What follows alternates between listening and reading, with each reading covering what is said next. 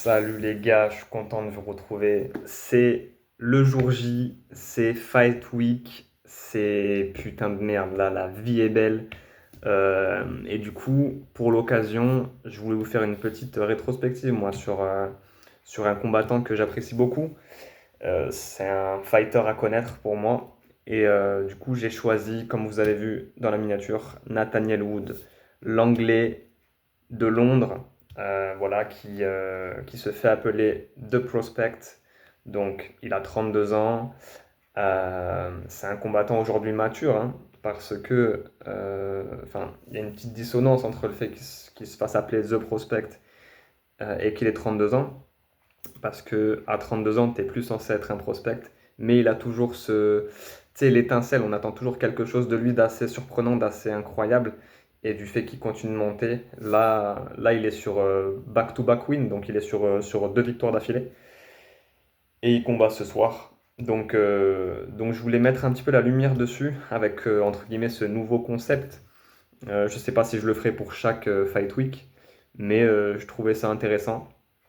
Et du coup, nous, en tant que public européen, on a quand même une certaine proximité avec les Anglais ou tu sais, les Suisses, etc. Donc je trouvais ça cool. Voilà, je vais démarrer un petit peu. Donc voilà, Nathaniel Wood, 32 ans, 21-6, je crois, à l'UFC. Enfin, 9-3 à l'UFC, 21-6 en carrière pro.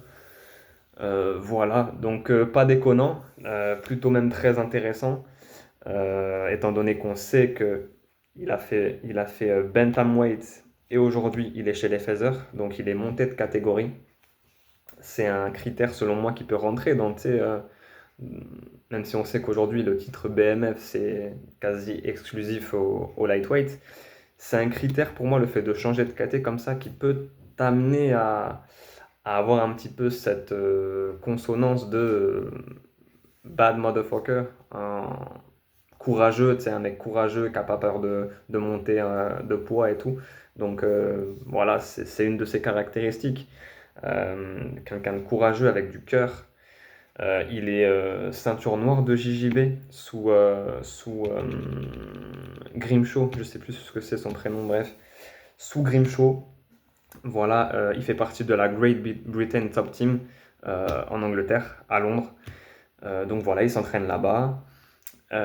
Il a certaines victoires incroyables, donc enfin, que je trouve incroyables, j'en fais peut-être un petit peu beaucoup, sur des mecs contre Eduardo par soumission, t'as André Fili, tu vas avoir Pineda, t'as Charrière aussi là, en mars dernier, Morgan Charrière.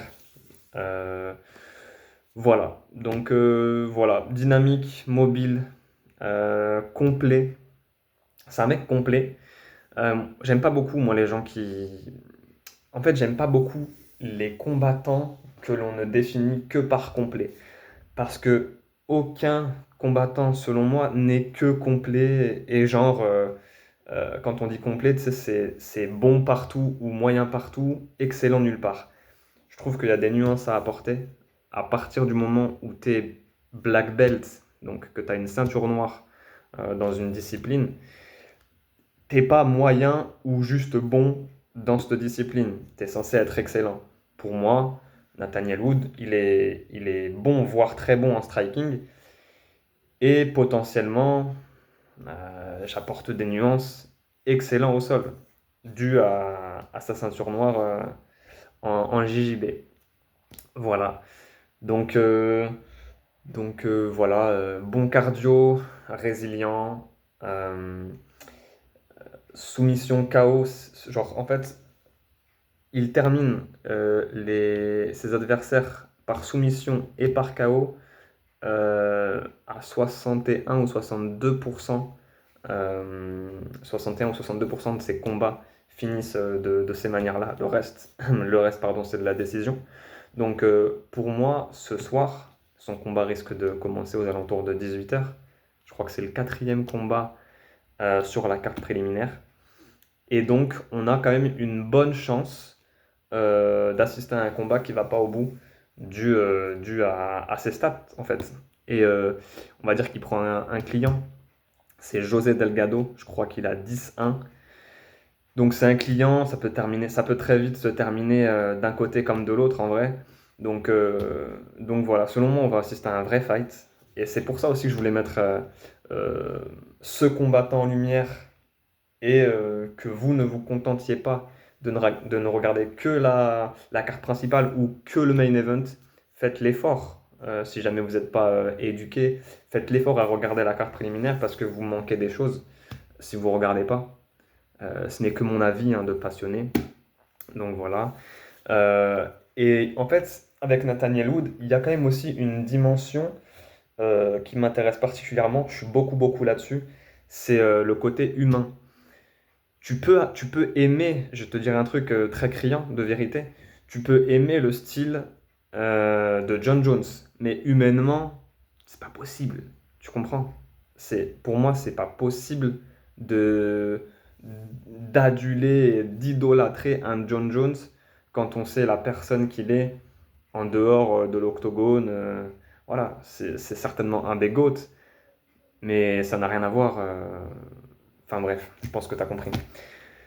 Donc voilà, le côté humain, moi ce qui me touche particulièrement du coup chez Nathaniel Wood, c'est que c'est un bon papa du fait, enfin, pas que du fait, je pense que c'est un bon papa tout court, mais en fait sa fille a une maladie diaphragmatique, je sais pas si ça se dit comme ça.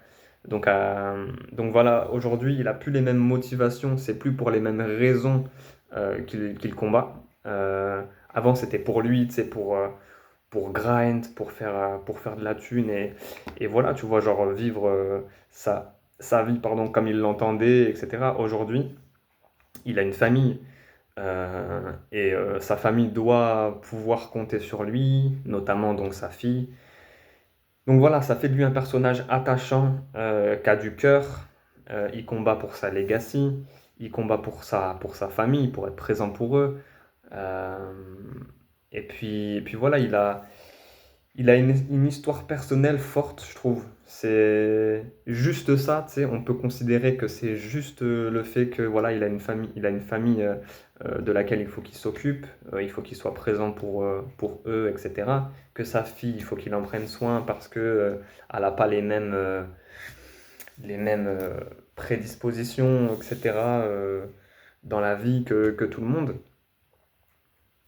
En tout cas que une grande majorité des gens en bonne santé, quoi, je veux dire, sur Terre.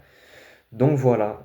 Et lui, il avait fait part aussi dans certaines interviews du fait qu'il avait des troubles obsessionnels compulsifs et qu'il souffrait aussi d'anxiété. Donc, je ne sais pas trop à quoi c'est dû, pardon. Peut-être le fight game, peut-être voilà, le fait de prendre des coups dans la tête, etc. J'en sais rien. Un petit peu tous les combattants ont des soucis, malheureusement, mais c'est le jeu. Donc voilà, ça aussi, tu vois, c'est impactant, c'est attachant, et voilà, il est pas pudique sur ces choses-là, et je trouve ça fort. Donc, euh, donc voilà, très bien. Donc pour moi, c'est un combattant à connaître. J'espère vous le faire connaître de la bonne façon. Allez checker ses highlights, etc. Faites aussi votre job de votre côté. Euh, il est à surveiller, il construit sa legacy, il combat tout à l'heure. Et, euh, et voilà, je crois que j'ai fait à peu près le tour de ce que je voulais dire sur lui. Euh, et puis, euh, et puis je sais pas si je ferai ça tout le temps encore une fois. Mais je peux y penser, je peux y penser. Allez voir la vidéo que j'ai faite sur Aspinal Gan, hein. En fait, j'ai 6 combats qui m'intéressent fortement sur la carte. Je vous en fais part sur la vidéo. Je vous mettrai certainement, je sais pas, un commentaire épinglé ou un truc du genre pour que vous alliez voir. Et puis voilà, comme ça me donne de la force, pardon. Aimer, commentez, dites-moi ce que vous en pensez, si vous allez regarder toute la carte, si vous êtes Team Aspinal ou Team Gann. On espère que Cyril Gann va le faire. Et puis, euh, et puis voilà. Je vous dis à plus tard. Ciao, ciao.